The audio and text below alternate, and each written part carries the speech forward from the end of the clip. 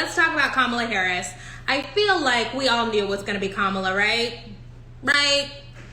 So, way before we got to Biden, I made a video on the For Harriet channel saying that I thought that Kamala Harris was going to be the presidential nominee. Now, you know, I was very, I guess I was in my naive bag because I forgot about sexism and racism. But I do think that Kamala Harris has a lot going for her in regards to electoral politics. She meets the demographic requirements. She has that look. America likes tough on crime, right? Like, the people who vote like that tough on crime thing. They like the fact that Kamala Harris, you know, locked up parents because their children didn't go to school. Like, they like the fact that Kamala Harris has a long history of basically endorsing locking people up for pretty minor offenses. But they also, I mean, look, Kamala is looks great on paper, a very dynamic speaker, engaging in ways that Joe Biden simply is just not engaging. I think a real thing that's gonna come up for Joe Biden, like, thankfully we had this pandemic, but if not for the pandemic, the fact that Joe Biden cannot be trusted to go out in front of a crowd and speak extemporaneously was really gonna fuck him over. And so now we have Kamala, who is like a really engaging presence. Like, you know, it makes perfect sense. I truly don't think that, I mean, anybody who was paying attention knew it was going to be Kamala. We knew. It was never going to be Stacey Abrams. She is dynamic. If I lived in Georgia, I would have happily voted for her. I would have happily campaigned for her. But it was never going to be Stacey Abrams. She just does not have enough executive experience. So predictable, meh, pro-cop, pro-capitalist, pro-police state. I mean, yeah. But the thing is like, okay, so we already see how Donald Trump recently has been going all in on the Democrats want lawlessness. You know, do you want thugs to break into your safe suburban homes? Because that's what Democrats want. And so I do think that Kamala Harris is a good alternative, you know, a good person to speak back to Donald Trump's accusations that Democrats want, you know, black thugs to, you know, rob and, you know, rape white suburban women. You know, like, that's what it is. Do you feel like colorism and fat phobia played into the reason Stacey Abrams wasn't chosen? Well, colorism and fat phobia are always a thing, but Stacey Abrams wasn't chosen because she does not have experience. Like, let's be, like, look, if Stacey Abrams had run the governor's race, then I think that she would be a more, like, and by win, y'all know, we know Brian Kemp stole that election. Like, I truly believe that Stacey Abrams won, but if she were the current governor, I think that that would put her in a better position to be selected. But Stacey Abrams, she was a state legislator, like, that was her last job. I just don't think that when we're dealing with somebody as old as Joe Biden, you know, like, we're really talking about heartbeat away from the presidency. I just don't think it was gonna be her. I just don't. And I'm gonna be honest with ya, and, like, this is probably, you know, we have all of these things about ambitious women and all of that. I don't think that Stacey Abrams campaigning so hard for it helped her. I don't think that did. Now, I think that helped her increase her public profile, but I'm not sure if Stacey Abrams going on TV all the time and being in the magazines and talking to every newspaper about how much she wanted to be vice president helped her. I'm not sure. But people said the same thing about Obama. Obama was a senator, right? Obama was a senator, right? Like, that's what I'm saying is that, yeah, Obama did not have a whole lot of experience, but he did win a race, right? Technically, Stacey Abrams has not won a statewide race. I think that's a big deal. Will she be able to bring justice to the Breonna Taylor case? Well, y'all know me. I do not think that justice is locking people up. But if you believe that justice is locking people up, then maybe Kamala might be in that. This is what we had. I'm like, like we're in the same position that we're always in, which is we have bad choices, okay? These are the choices that we have. And I have lots and lots of deep political disagreements with Kamala Harris. I truly, truly do. But I'm gonna be honest with you, I respect Kamala in a lot of ways, right? Like I am not ever going to minimize how difficult her path to this has been. I think we do have to be really honest about the fact that it probably would not be possible for a super leftist black woman, and I know we want to talk about colorism and all that. Yeah, colorism is a thing that has certainly helped Kamala Harris, but she is still a black woman. And she was still the first in many spaces that she's occupied. She's had to do a lot to get to where she is. So, I guess I respect it. It's like, this news was a lot, and I get it from a lot of different sides, because I think it on the one hand, it's disingenuous to like always make it seem as though like we can't do worse than Kamala, because there's obviously like we could have Amy Klobuchar, we could have had so many other people who have zero investment in the Black community in here. And I think that like we want to critique Kamala's politics, which I think is valid, but I think we also need to understand that like this should mobilize us to vote in things that are not the presidency. Like this should mobilize us to start building our own progressive candidates that can be on the tickets, that don't have to like piggyback off of a Joe Biden or piggyback off of these politics. And like that takes more work than just, talking about that Kamala's a cop, because she is, and we know this, but we also have to start then investing in politicians as much as we can, because the system is fucked up, to build our own like AOCs, our own types that will be people that people like, that's going to be president. Like we're already talking about AOC being president and she's still just doing the thing that she's been doing. Like that is the energy that we need to start thinking about for like who we're going to have as our progressive candidate. But I also think that the discourse is already exhausting, because I feel like this is going to be a situation where like we all want to express our deep feelings, but people are going to be foolish about it. And that already exhausts me, because I'm already seeing that. It's both and. Like, people be so fucking basic about this shit. We can have a fucking both and conversation. I can acknowledge the fact that I have some deep issues with Kamala's history, that I don't think that you should be able to do things that I think are reprehensible for the bulk of your career and then try to make a pivot at the end. But also, I am going to encourage people to vote for Biden-Harris, because I do think it's really, really important for Donald Trump to no longer be in office after November 3rd, 2020. We can have both of those conversations. Let's not be basic, right? Like, we're smart people. Right. And I already see people talking about like Kamala's blackness again. And I can't even like begin to get into that. It's like, you do a quick Wikipedia search and you will see that Kamala Harris, despite her politics being crusty, she has been deeply invested in like that Black sorority culture from like jump, so I feel like, do your research and make your opinion. But I'm not like excited about her. I'm retweeting all the RoboCop memes because I think they're funny and they're helping me cope.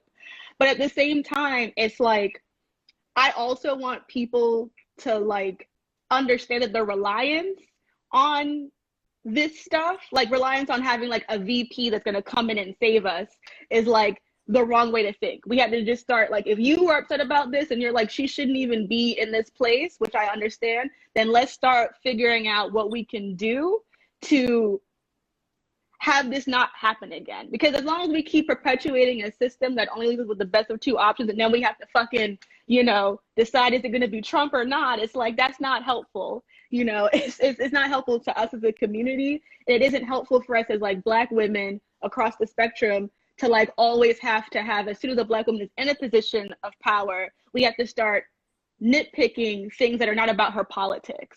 Yeah. They are about like who she married and what's her breakdowns and all kind of stuff. Like, I'm first generation American. I'm already upset that the only two political Jamaicans that I know are all, fucking doing all this imperialist nonsense. But it is what it is. We don't have the best system, but we gotta do what we gotta do. So it's exhausting and it's a lot, but thank you always for having this platform so that people can talk about it.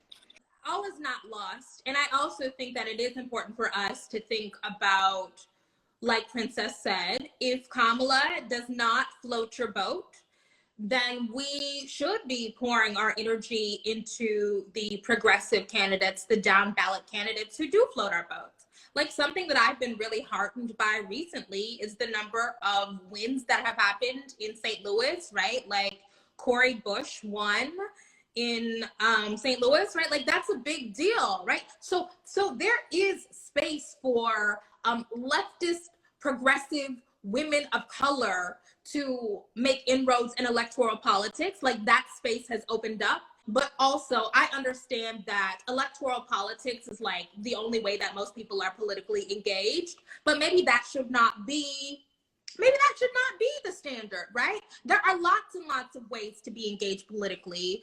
Lots of organizations, you know, everybody want to talk about Black people aren't organized and we're not activists and we need a leader. There are lots and lots of activist communities, organizing communities. There's so much stuff happening all across the country that maybe if, you know, you're not so jazzed about Kamala, if you're not going to be a phone baking for Biden Harris, that you can participate in that stuff, give money to those people who are doing stuff that, frankly, the rest of us don't want to do. We don't want Kamala to be on a pedestal, but I also think at this point we have to be real, okay?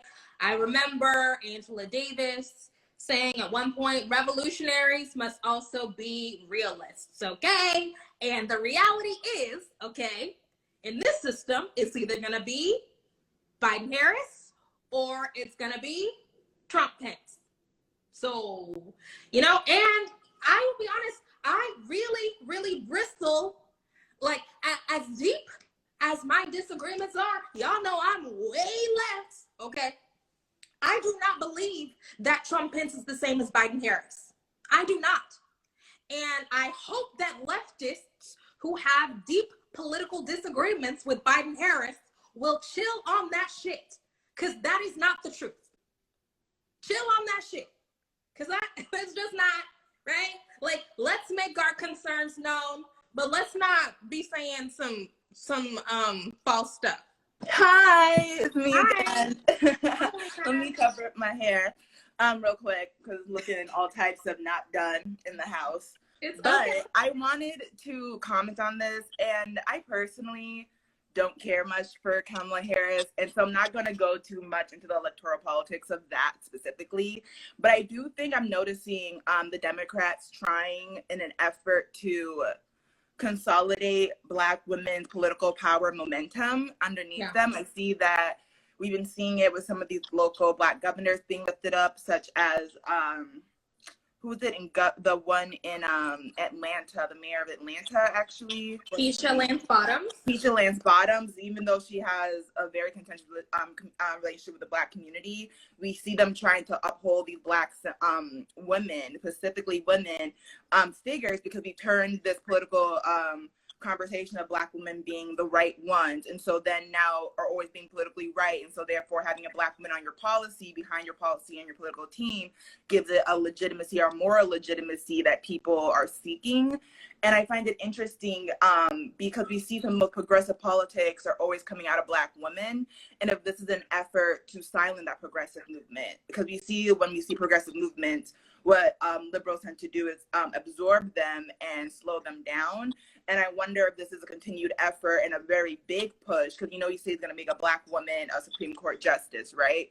To kind of silence some of the more progressive women, Black women, because then, like, you can't speak up against Kamala Harris. You can't speak against the first Black woman Supreme Court justice. You can't speak against the first Black woman head of, like, you can't. And so, though I see this happening, and shout out to the career opportunities of these Black women, I also do worry about what this means for the on-the-ground activists, the people who are really rubbing against it, who are trying to push past this idea of the symbolic Black woman being the voice of the community they're governing, right? So I see this a lot with Keisha in Atlanta, and so much contention there, and then her being uplifted to broader America as this Black woman to exalt. And then you see it with Kamala again, and I would wonder, like, if this can be the new political wave, is this what we're gonna keep seeing? Are we trying like to silence a progressive movement in the Black women spaces? And I'm really wanting to hold on to that. Regardless of what happens in November, we still have work to be done. We still have things to be building in our communities, and that we've been doing and we will continue to do. And so I don't discourage participation in electoral politics, but I do always remind people, think local, think communal, and think about systems outside of electoral politics. And for whoever just said, is it that deep? I think it is that deep. Political strategy is definitely that deep. I think absorbing Black women and making them these moral faces of your policies, so that it's harder for the progressive and the liberal people who were just saying 2 years ago, gotta believe Black women, gotta back them up, like, is going to be very difficult. And so when that representational politics is going to come back to bite us, I think it's going to come back to bite us very hard, because you've been talking about the Black women you've engaged with. They're not always on the right side of history. They're not always saying the right things. What are we going to do when it's a Black woman who's talking about, I don't feel safe in a bathroom with trans women? Like, what are you going to do when, like, you only relied on identity politics then? And so so Kamala is who she is. It is what it is. But I also don't want that symbolism that we're going to see coming up to stop us from still being willing to critique Black women, though it may be painful, and still be willing to push back on our sisters that aren't where we need them to be for the community. And that's not disloyal to them, that is not disloyal to Blackness. That is, in fact, is a very deep loyalty that we have to Blackness, that we will push these Black women, or we will vote them out. They don't do what they're supposed to do. So that's just my 2 cents. Thanks again, Kim. Yeah. Thank you. Have a good day. You too. Oh, Halima is always so brilliant and thoughtful. Yeah, I mean, I think that, we're already seeing it on this live, girl. People saying this is not productive. Like, get the fuck out of here. Like, we are allowed to have political opinions. Black people can disagree. I don't know what books y'all be reading, what history y'all be reading, where is there a mythical time where Black people didn't disagree? Is there a mythical time where every Black person got on the same exact, like, do we not have Booker T. Washington in Du Bois? Did we not have Du Bois Garvey? Like, did we not have Zora Neale Hurston and Richard Wright? Like, come on now, right? Like, we always talk about we're not a monolith. We're not a monolith. We can disagree and move forward. My gosh. I have a lot of thoughts, and I'm really happy that you picked me.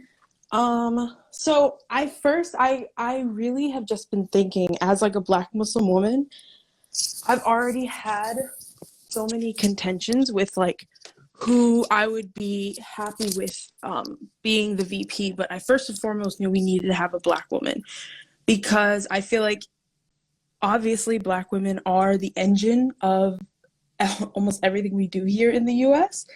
And with picking Kamala, or picking a Black woman in general, I thought we needed them to put their money where their mouth was and show that they were willing to legitimize Black women's power in politics in particular.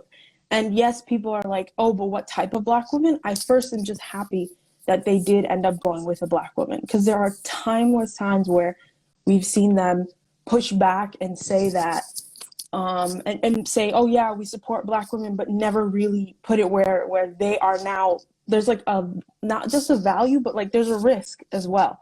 Because obviously sexism, racism, you name it. For someone like me, add Islamophobia to that. Yeah, this is so complicated, right? I'm glad that we're digging into these layers, because there is something to be said for the fact that we have been talking for decades about how Black women as a voting group in this country are the most reliable demographic for the Democratic Party. Like, we will vote, we will organize, we will phone bank, we will stand in the lines for 6 hours, right? Like, that is us. Yes. And so we have to think about, what does the Democratic Party owe Black women? And is it symbolic representation in the form of a vice president? Maybe. I think I am maybe a little bit more interested in the policy that would materially improve the lives of Black women. Yes. But I understand why so many people are invested in having a Black woman standing beside Biden. As well, there's not really going to be no campaigning across the country, but I understand that that means a lot to people. And if you think that that's what the Democratic Party owes you, I freaking get it. Because look, as problematic as Kamala might be in some areas, there's a whole bunch of white folks that are just as, if not more problematic, that are not Thank as you. exceptional as Kamala, that does not have her resume. Like you know, people were talking about who's that little man from Indiana? You know, the game Pete. man, what's his name? Pete Buttigieg, right? Right? Like people were really, you know, trying to get Pete up there. And it's like, Yes. now come on now. Now come on. Now if we don't have somebody with problematic politics, we're not gonna have it be Pete Buttigieg now. So I get it. Like I understand where people are coming from. Yeah, and it's just so interesting because like you said, it's really, really problematic when people make Black people a monolith. When they say that we can't ever disagree with one another, or let's at least disagree inside the house and not in front of these people. It's important for people to see that we have these different ideas. But I'm waiting for the part when it becomes policy. I've told everybody I know, from this point on, don't talk to me until we get them in the White House. Then it's a free-for-all. We're on all of them. I just, at this point, I feel like when we're looking at our well-being and what we need right now, we need them in the White House first. But then she's a politician, just like Biden, just like the others, and we have to make sure that she's doing what she needs to do for us and keeping Biden on a track that's doing what he needs to do for us. Because that's just the one thing that's most important to me right now. With the politics, like with what happens behind the scenes in the White House, I don't really know what it's going to be like. I don't know if they're going to stay on this progressive route. I really don't think so. I think they're going to remain very centrist and kind of like just reverse what Trump had done or whatnot. But I feel like I'm putting on pause and going to talk about once they get there. I just don't know how to feel outside of happy to see a Black woman there, but concerned about what the future will look like. Yeah, that's real. Thank you. What was your name? Lowell. Lowell, thank you so much. Appreciate you. Something that I do feel heartened by is the fact that I do know a number of committed Black leftists who are not going to give Biden-Harris the same kind of passes that so many people gave Barack Hussein Obama, right? So I definitely think that when we are reflecting on the Obama years and the politics of symbolic representation, a very legitimate criticism was we were so enthralled by the specter of a Black man and woman and 2 Black kids in the White House that maybe we did not do what we are supposed to do as the electorate in holding those people accountable, in holding those people to the fire. I think that our politics, right, our understanding of the way that identity works has evolved to a point where we're not going, well, most of us, some of us, are not going to fall into those same traps. So that is why I do feel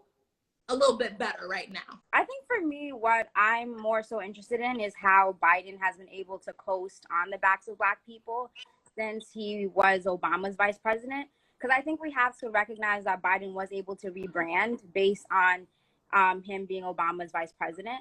Because I remember in the Obama's second term, they started branding him as Obama's bestie. And that really allowed Biden to enter the mainstream in a way that I don't think anyone thought of before. And then continuing on with Simone Sanders leading his campaign and now him choosing a Black woman, I think I'm more so fearful of this strategy of trying to hide Biden's racism and faults in regards to how he sees Blackness and Black people in the U.S. behind his proximity to Black people. And I think that is something that we have to recognize and know that just because it's a Black woman standing next to him, that doesn't necessarily mean that Biden has the range to talk about anything related to Blackness. I mean, for the past couple of months, Biden has said some really problematic things. Just last week about Black people, last week, I think he said something about African Americans are not as diverse as Latinos. So I think it's really important to understand that Biden himself, he's going to be the one taking charge, leading the country. And so just because there's a Black woman standing next to him, I don't know how much power Kamala is really going to have. I think the other thing too is one thing that I, as a young person, am very disenchanted by is we talk a lot about young people, have a really large voting block, but I don't think we talk enough about young people losing hope by continuously watching this country choose centrists and people who are not necessarily going to materially change the lives of Black people, Indigenous folks, people of color in this country. And honestly, as a 21-year-old, I just do not see myself continuing to have faith in this country as other people are asking me to and expecting me to. And so I think that's really something to consider is that young people, as we're making these concessions, as we're making these compromises, young people are beginning to really disengage from this political system. And the last thing too that I'm really thinking about is I hear you when you say that Black people are not a monolith, and we've historically disagreed. And I think I don't want us to get into the space where we throw leftists to the fire and we're just like, oh, this is what they're talking about, or they're just talking shit because they don't like this candidate. I think leftists do have some points. I think leftists have a lot of points, and so I just don't want us to throw away what leftists are saying just because we appreciate the representation of seeing a Black woman be the vice president. And so overall, to be quite honest, I'm fearful. I don't really know who's going to win in November. I do think that Democrats are playing this game, and I don't really know if they really have a strategy, like a for real strategy. So I'll be watching. And as always, my life is at the hands of people who don't necessarily care for Black folks in the way that they say they do. So fearful, feeling a little bit more hopeless, and just overall disappointed. Yeah, that's legitimate. Thank you. Hi, how are you? I'm good. I have a couple thoughts. I'm an immigrant, so I'm a Black immigrant. And, I was excited about Obama, but I feel like choosing Kamala is the same thing. And I'm really bothered that an African American with African American ancestors has not been chosen to be in the highest leadership in the country. And I'm really bothered by that because it's convenient. And it has a different meaning. And I keep wondering why it keeps on being avoided, especially because like a Stacey Abrams would have been great. Should have been really great, should have been a better option. And I don't know if this trying to recreate like the Obama situation, which was, it cannot be replicated. So that's my one disappointment with this choice. I mean, many other things in addition to her history and all the decisions that she's made in her previous positions. But I'm just I'm disappointed. There's enough people who've been here who have African American ancestors. Like, there's a difference. Like, can we just let somebody we're all Black, but there's also like there's a meaning to having an African American born and raised whose parents have been here for centuries being in a position of power. It means something and it needs to happen. So that's a bit disappointing for me. I agree with you, but I think that this is all intentional. I think that when Barack Obama was elected, there was lots of talk about his Kenyan ancestry and him being able to and I'm Kenyan, so him being able to be the bridge between, Black and white and the continents and all of that. But Barack Obama having Kenyan ancestry allows us to, again, skirt the issue of the foundational, like the wealth of this country is built off of the labor, the exploitation, the ongoing exploitation and extraction of wealth from Black American communities. We're having these new reparations discussions that are picking up steam. We again get to skirt that with Kamala Harris as the VP. That's on purpose, right? Like it's a safe kind of Black choice. Absolutely. And for at least for Barack Obama, he the reason why he was successful was because of Michelle.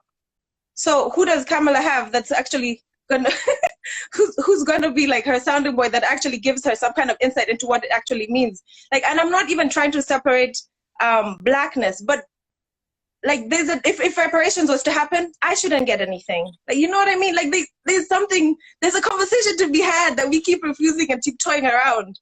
And we're all Black. I'm Black, Blackity Black. We're all Black. But my ancestors were not enslaved. They were not. This country, the benefits that I have are from enslaved people. My children are from enslaved people. It's like, can we just please come on? If you can't say sorry, can you at least put someone in power? Anyway, Yeah, sorry. it's real. It's real. I mean, yeah, thank you so much. I appreciate it. Thank you. But I definitely appreciate, you know, Black immigrants seeing it.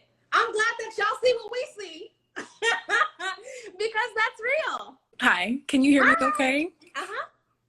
I think I feel about Kamala like I feel about Beyonce. Like, I love their effect. I love that I'm seeing Black women on the timeline going, yes, representation and whatnot. But I also don't have an vested interest in the presidency or the vice presidency or who occupies the White House, and that they're going to do what they can to liberate Black lives. Just like I don't have a vested interest in diversifying the class of billionaires. Like, billionaires do me no favors. I don't care that Black women are billionaires. I want no billionaires to exist. So, but like, this is more complex for me because while I understand that I'm marching towards liberation, I'm also not thinking that capitalism is going to fall tomorrow. So I'm also like, how do we cope as best as we can? Does that look like a diversified White House? I don't know. Does that look like Kamala? I mean, I don't trust prosecutors. I don't trust cops. And I do agree with you when you said like he needed a cop. He did. And he did what he needed to do to, like, you know, we always say like these Dems don't want to win. These Dems don't care about winning. Okay, well, to care about winning, you also have to care about appealing to the rights and the moderates. So I don't know. Like 2 weeks ago, I was just talking with my friend about like how people don't vote, and like it makes me so angry because we still have to survive. But like since that, like I was also like, I mean, I do follow like radical people who I love that do not have a vested interest in voting at all. And I was like, why is that? And now I kind of see like there is not, do you want to vote for the rapist and the racist, or do you want to vote for the rapist and the racist? Like, this is just never a system that is going to be invested in people that look like me ever. Yeah, I mean, look, as Black women, as Black people, we always find ourselves in the same predicament, and it is very distressing because I get it. I really understand that we can't do 4 more years of Trump. It's like we can't. Ruth Bader Ginsburg barely holding on, right? She's not gonna be holding on much longer. I know, like, but what can we do? It feels like we suffer. Yes. Yes. Look, all of the alternatives create suffering, right? And that's what, I mean, all of our options right now create suffering. And that's what makes being in this position really difficult. I don't know, girl. I don't know. I'm feeling very hopeless. And I was just talking with my friend. Once it dropped, like I had the unfortunate moment of being on Twitter when it dropped. And I was like, oh, we're not doing this for the rest of the day because I don't want to continue to be disappointed with people like the March to Victory is going to be an AKA leading the stroll. Like that's just not me. Like that is not the energy that I'm coming at this with. So I was talking to my friend about it, and she was like, I miss feeling safe. Like, I'm finding like I want to vote for this because I miss the illusion of safety like we had when we had a Black man in office who was still doing all sort. Like, I mean, I come from both my parents are immigrants, so I never quite had the kinship with Obama that other people did that had like secure citizenship, because like I lived under the threat of orphanage every day. And I mean like I don't now because they got naturalized because they were desperately afraid, and then all of a sudden like that complicated my life so much. But I saw how much people like believed in him, and it felt good believing in something. So, and I don't think that we get anywhere without hope. I really don't. I think that the moment that we become hopeless, like we just like sit down and suffer without fighting it. So I do believe in the power of hope, but I don't know, like I want to feel safe, and I know that I don't. And I think I've reached a point where I'm never ever going to feel safe again, no matter who was on, like no matter how much the person on the ballot looks like me.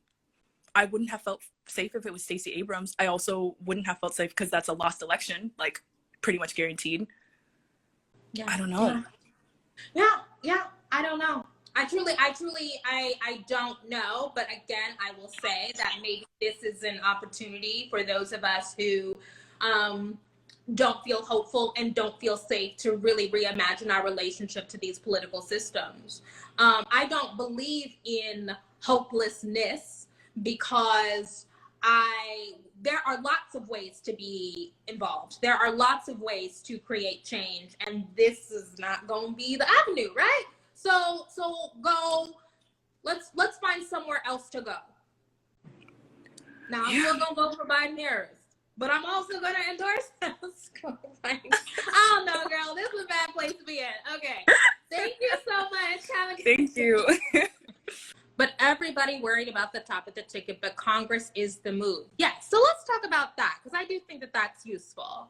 So I think based on a lot of the polling that we have now, I know nobody believes in polling, whatever, but that's the data that we have now. There are some real opportunities to flip both the House and the Senate, right? Like, that's a big deal. So, okay, you're not super jazzed about Biden Harris. Gotcha, right? But it is probably more important for us to, and by us, you know, it's kind of iffy to be like us as Democrats or whatever, but whatever. It is probably more important at this time for us to really think about the possibility that we will not have a Republican Senate. Like, it's a big fucking deal. It really is. Thank you guys so much for tuning in and talking to me for almost an hour and a half. I appreciate you guys enormously. Look, y'all know how I feel about it. Am I the happiest? Like, no, right? Like, these are not ideal choices. But I do absolutely believe that we cannot do another 4 years of Donald Trump and Mike Pence. I absolutely believe that with every fiber of my being. So I will reluctantly be voting for Biden Harris. And I encourage people who also believe that we cannot sustain another 4 years of Trump Pence to do the same. That's all I got. Thank you so much. Have a good day. Bye.